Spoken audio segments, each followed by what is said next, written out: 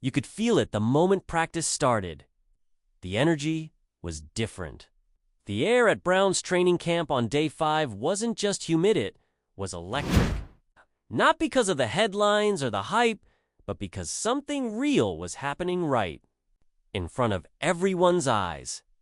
A quarterback stepped onto the field, not looking to fit in, but to take over. And by the time the reps were done, there was no mistaking it, Shedeur. Sanders had just changed the conversation. Day 5 of Browns. Training camp didn't feel like just another day. It felt like a moment, like a shift had just happened. Because that's when Shedeur Sanders walked into the spotlight. 8 completions on 11 attempts. 3 touchdowns, no mistakes, no excuses.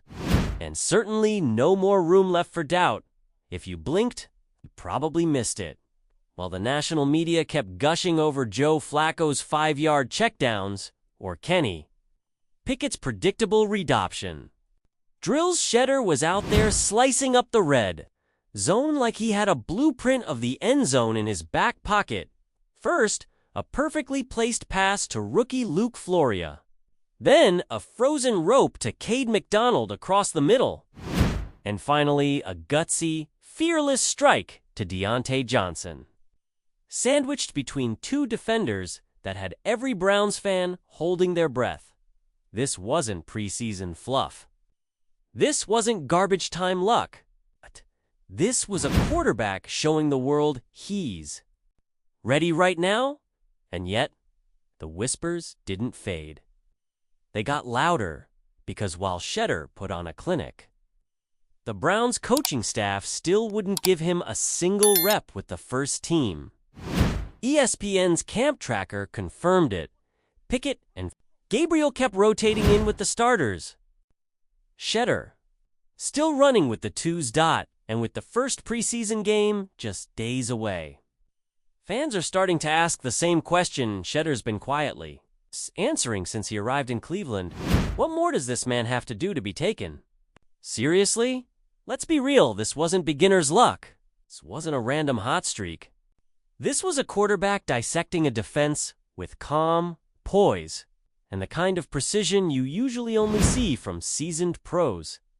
And it had people on the sidelines whispering, "Wait, wasn't this the 5th-round guy?" Same 5th-rounder? Who delivered 3 completely different touchdown throws on day 5s each, one showing a different side of his skill set. First play, he locks in on rookie wideout Luke Floria and floats. It's a perfect ball right inside the 5-yard line. Floria catches it in stride and walks into the end zone. Nothing flashy, just surgical execution. Then, he threads the needle to Deontay Johnson at the back of the end zone to defenders draped all over him. But Shedeur puts it right where only Johnson could grab it. Pure guts, pure accuracy. And finally, a quick trigger, middle-of-the-field strike to Cade McDonald. Fast read, fast release, touchdown. That's 3 touchdowns. 8 completions on 11 attempts. Over 70% accuracy. And all of it without a single snap with the starters. Now compare that to the so-called frontrunners in this quarterback race. Pickett threw 2 touchdowns, but also nearly got Cade McDonald flattened on a dangerous late throw.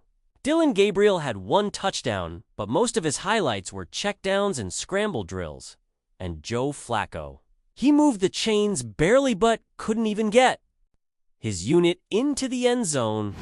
But Shedeur got there again and again and again, and still. His name wasn't on top of the practice report. He wasn't getting high fives from Stefanski.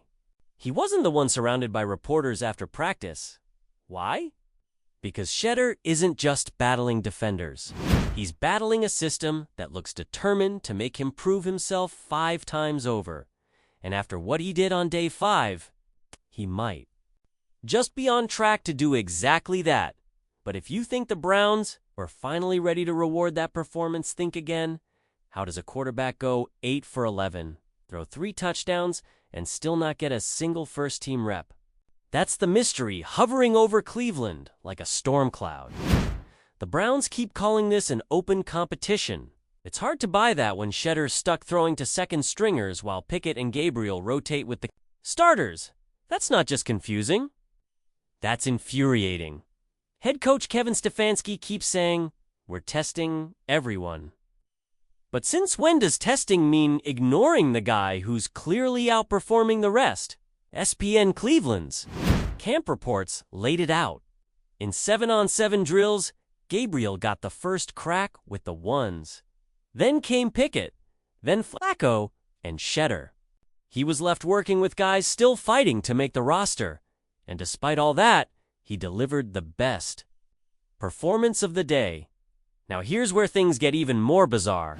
Stefanski recently told the media, "We'd like to make a decision sooner than later about QB1.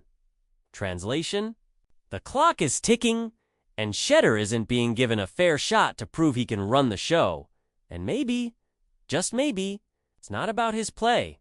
There's been quiet talk for months. Was Stefanski even fully on board with drafting Shedeur? Or was this a front office move, something pushed through by ownership? We all know Jimmy Haslam wanted Shedeur, but GM Andrew Berry, not so much. So is this whole slow play approach just a way to keep the rookie in his place? One thing's for sure, performances like Day 5 don't lie. Shedeur. Sanders is earning his stripes the hard way, and if you think the practice reps are the only weird thing going on at Browns camp, wait until you hear what happened with the so-called equipment guy controversy. Have you ever heard of a top-tier quarterback prospect one with national awards, record-breaking stats, and NFL bloodlines relegated to throwing footballs to equipment staff in the middle of training camp? Because that's exactly what Shedeur. Sanders was doing just days before one of the most commanding performances we've seen out of Browns camp. Hey, and if that doesn't raise a red flag, maybe you're not watching this league close enough. Maybe you're not seeing what's really going on behind the scenes. While other quarterbacks were handed reps on silver platters, Kenny Pickett throwing to Cleveland's premier receivers.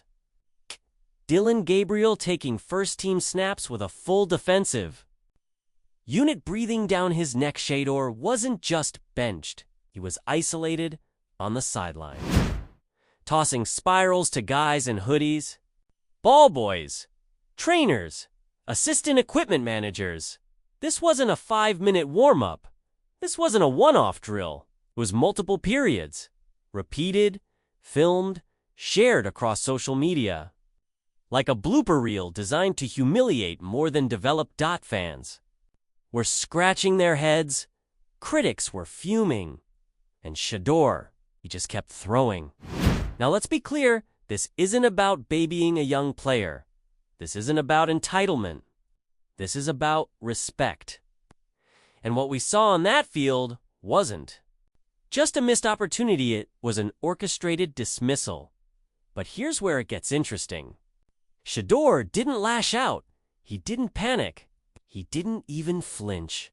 He looked straight into the camera and said, "You gotta understand, we came all the way from HBCU to Power 5, and now we're here." That's not just maturity, that's lived experience.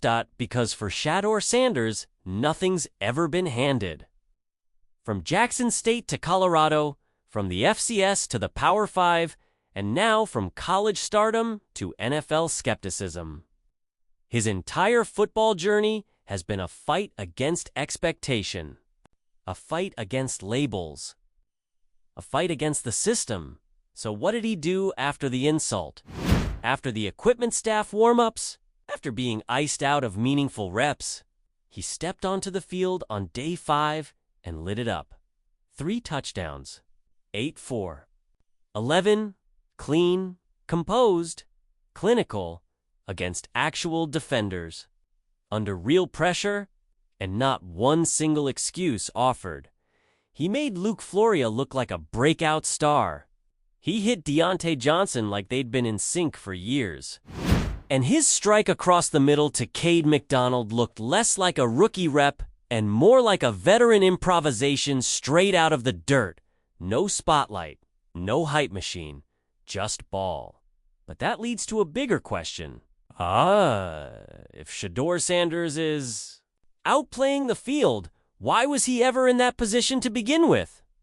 To understand that, we have to look past the practice field and into the war room, because this quarterback battle isn't just between Pickett, Gabriel, Flacco, and Sanders. It might actually be between the owner and the front office. Let's talk about Jimmy Haslam, the Browns owner, the man who reportedly pushed for Shedeur to be drafted. He saw what most NFL execs tried to ignore: a polished, intelligent, NFL-ready quarterback who had already overcome every barrier thrown in front of him. He watched Shedeur dismantle college defenses. He saw him walk away with the Johnny Unitas Golden Arm Award. He saw the leadership, the footwork, the composure. So when the 5th round came around and Shedeur was still somehow on the board, Haslam didn't whisper. He acted. He made sure his guy was picked. But there was one problem. Andrew Berry, the general manager, the data-driven architect of this roster, Berry didn't want Sanders. League insiders say he preferred Dillon Gabriel, a grinder, a quiet worker, no spotlight, no headlines, and most importantly, no famous last name. Gabriel fits the mold, Shedeur breaks it, and Kevin Stefanski. He reports to Berry, "That's not a minor detail, that's the chain of command." And suddenly, every rep, every rotation, every depth chart spot isn't just a football decision, it's a political statement. So when Stefanski leans toward safe options like Gabriel and Pickett, when he cushions Flacco with veteran protection, and leaves Shedeur buried despite outplaying every name on the board, it's not an accident. It's alignment. On day 5, after Shedeur lit up the field, Stefanski introduced new drills. Offensive line versus defensive line battles. Upped intensity amps the vibe.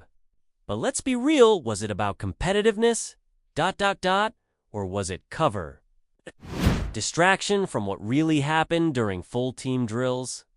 Because Shedeur wasn't just good, he was clearly the best quarterback on that field. And what did he get in return? No first-team promotion, no public praise, no added reps, just more silence, more marginalization. And if that feels familiar, it's because it is. This isn't the first time Shedeur's been overlooked. It's not the first time he's been asked to carry more weight, just to get half the credit.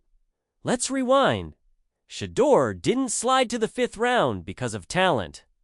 Let's not play dumb. This is a quarterback who completed over 70% of his passes his senior year, who broke records at both Jackson State and Colorado, who consistently outperformed top 10 picks on live tape, and still he dropped .y because his father is Deion Sanders, because Deion talks loud, walks proud, doesn't play by the NFL's unspoken good all boy rules, and the league. It punished his son for that. The whispers started early. He's too confident. He's more brand than ball. He only succeeded because of his dad. Meanwhile, quarterbacks with weaker arms and worse resumes flew off the board. It was never about Shedeur's tape.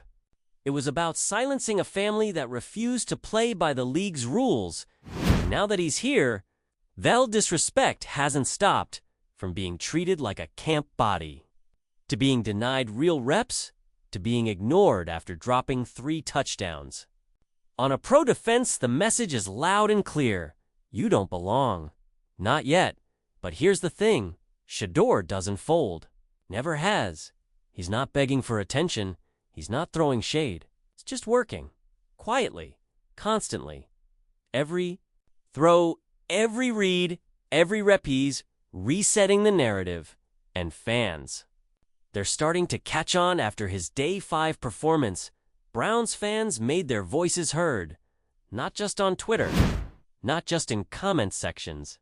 But directly under the Browns' official posts. QB1 is right there and y'all still playing? Politics. Start the kid. He's him. Stop pretending this is still a fair fight. They're not wrong, because while Shedeur was throwing ropes across the middle, Joe Flacco was dinking his way through red zone drills. Dylan Gabriel was escaping broken pockets with no plan. Kenny Pickett?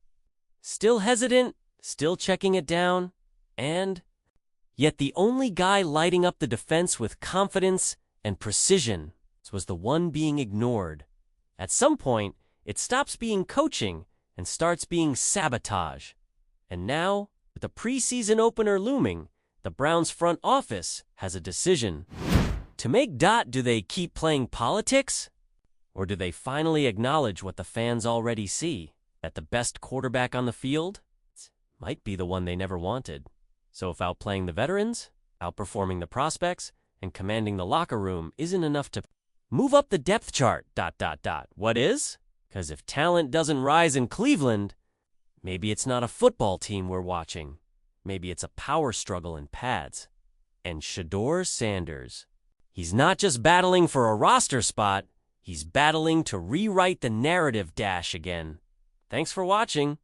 If you found this breakdown eye-opening, don't forget to like, subscribe, and hit that notification bell. I'll be back soon with more deep dives and real talk about what's actually going on in the league. See you in the next video.